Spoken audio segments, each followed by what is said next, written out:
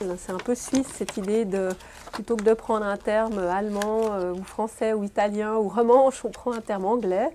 Depuis toujours, on parle de catch cover, qui est un terme, qui est un jargon de spécialistes pour dire pochette préservatif.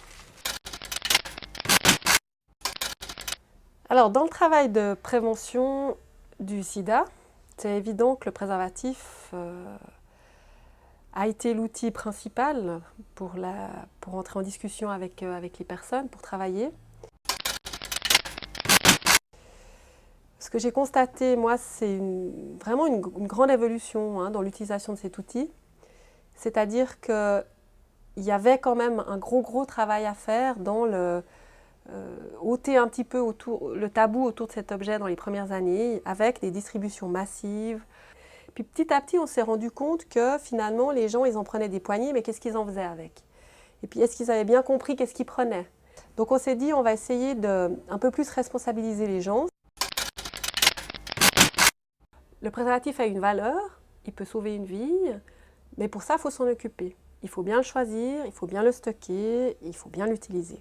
Les pochettes préservatifs sont apparues progressivement de plus en plus présentes dans nos projets sous cet aspect-là.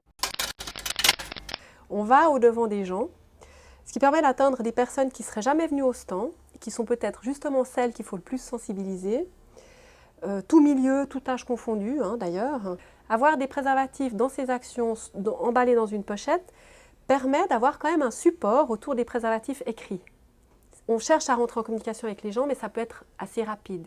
Eh bien, le support permet de détailler ce qui est à l'intérieur, de passer un message de prévention, et puis on espère qu'avec un emballage sympa, les gens y feront attention.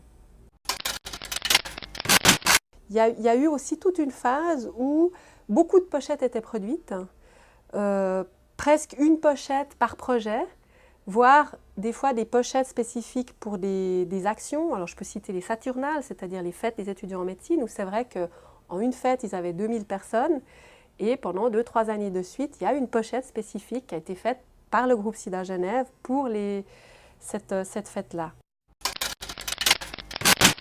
On a essayé de réfléchir à plus cibler quand vraiment ça valait la peine de faire une pochette spécifique autour du 1er décembre par exemple, et puis des pochettes pour toute l'année pour pouvoir réattribuer ce temps dans un temps de travail, communication, dans un temps de qualité, dans l'échange avec les personnes.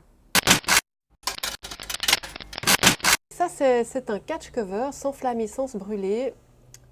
Typique d'une relation qu'on peut avoir avec une institution qui désire utiliser un petit peu ces pochettes préservatifs comme support pour soit à titre de flyer pour présenter ses coordonnées, son logo, etc.